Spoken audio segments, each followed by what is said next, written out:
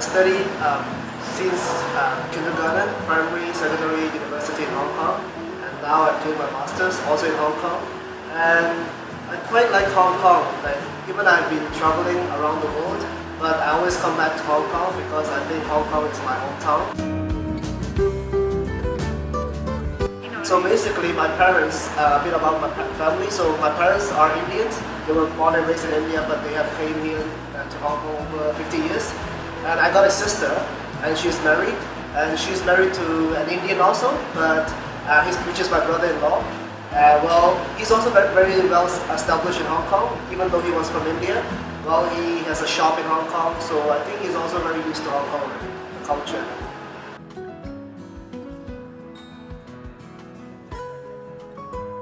And what I like about Hong Kong is that, well, the people are friendly in the sense that, and also everything is very convenient. There's a lot of things to do, there's a lot of things to eat, and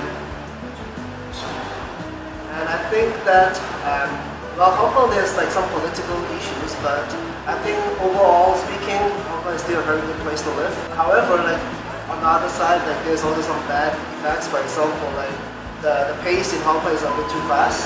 And well, I think that is good and bad. For example, like us, we have been like living in Hong Kong with like such a fast pace.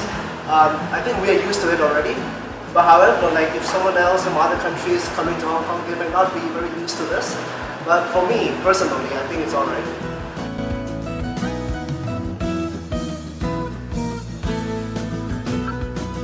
Reading Chinese is also very important as communication.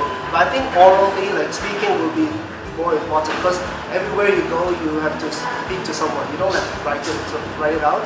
But I think for reading Chinese, I think I can read more or less. Like for example, the menu, I can read it. Like the Chinese restaurant, I know how to read the Chinese, the basic like common use words.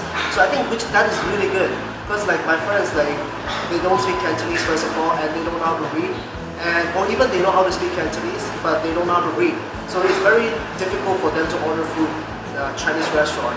And sometimes the translation, it might be a totally different thing in a Chinese restaurant. So I think for me, I'm very lucky that I actually can read like some basic Chinese words and characters.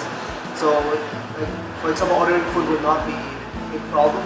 So I think in the daily life, there's not much.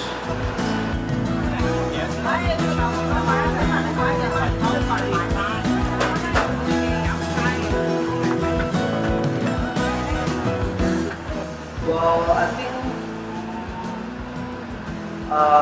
well, overall speaking, there's not much. But of course, like, we don't look as Chinese, right? So there's a bit sometimes they might say, oh, Cha-Chai, but like, even though they don't know what's our background, but I think it's understandable because like different people will have different thinking. So maybe they think that it's actually not a bad thing to say or to call someone. But of course, we get offended sometimes. But overall speaking, not much for me. But as for my friends, they always get discriminated, especially when they're working, because it's hard to get a work for them if you look Indian or if you don't speak Cantonese. But for me, I'm very lucky. I think that there's not this problem to me, such problem. Well, I think of course, like if some other people like think bad about you or have different thinking from you, I think of course you feel bad. But as I said, like of course, like people have different thinkings.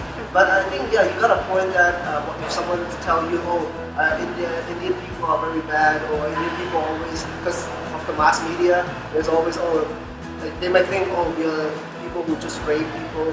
But I think they should. I mean, the ones who are very educated or much, they have seen more things. They will understand that not all Indians are like that, and I believe like.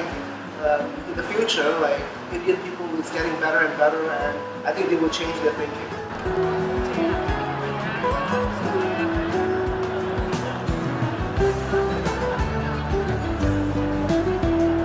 Yeah, again, I think this is very concerned about the social media, how social media sees this. For example, in Apple Daily, they always report some raping scenes in India. So I believe these things actually happens in other countries also. For example, in the US or in Europe, but they just don't show it out, or they just don't exaggerate it. So I think it's very concerning about the social media, how did they present it to them. Because for example, for us, like the public, we are just reading the news.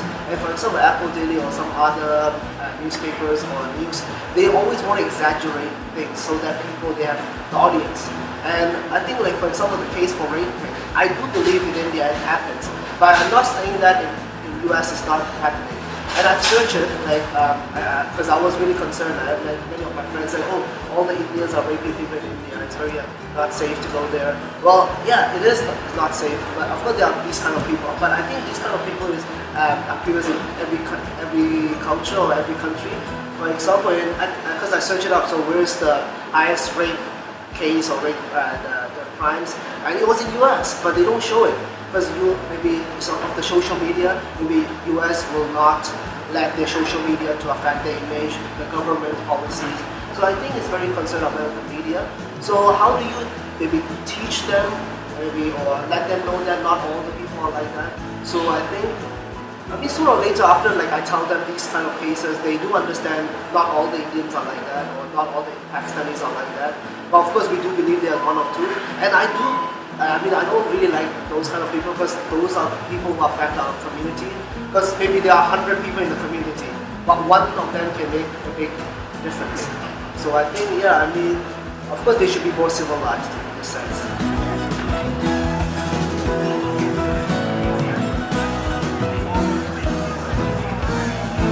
Well, definitely I would choose Chinese girls, because I think, because I've been living in Hong Kong, I was born and raised in Hong Kong. So all the culture is gone already. There's no culture gap.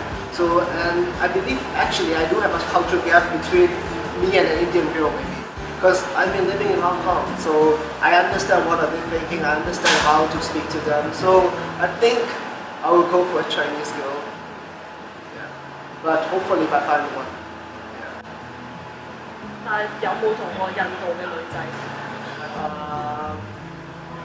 I think, yeah, there was maybe a really short time, because again, maybe the culture is different there. Because in Hong Kong especially, if you go out with an Indian girl, an Indian guy going out with an Indian girl, because the community is really small, so if you go out, people will recognize you, and they will tell your parents directly, and the next day you're getting married or getting engaged. So yeah, I think we should be very careful. Because recently on Facebook, a friend, she's in Canada, and she just took a picture or go out with a guy. He's Indian. I'm not sure if he's a cousin or a friend. Just an Indian guy and Indian girl. And basically, I don't know. They told their family that that guy is dating your girl, and I think now they're talking about marriage already. So I think it's a big misunderstanding, because like they think like one guy and one girl cannot hang out. And I don't know, like. They think once they hang out, once they're dating, they should like get married or something.